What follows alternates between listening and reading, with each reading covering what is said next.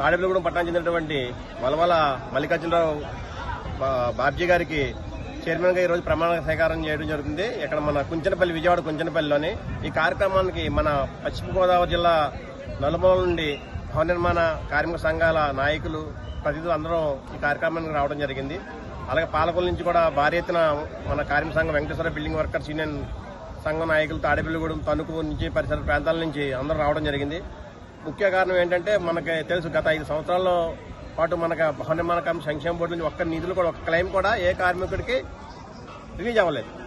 అప్పుడు ప్రతిపక్షంలో ఉన్నటువంటి టీడీపీ, బీజేపీ, జనసేన కూటమి మేము అధికారంలో వస్తే ప్రతి భవన నిర్మాణ కార్మికుడికి సంక్షేమ బోర్డు పునరుద్ధరించి పెండింగ్ ఉన్న క్లెయిమ్స్ అన్ని రిలీజ్ చేస్తామని హామీ ఇవ్వడం జరిగింది.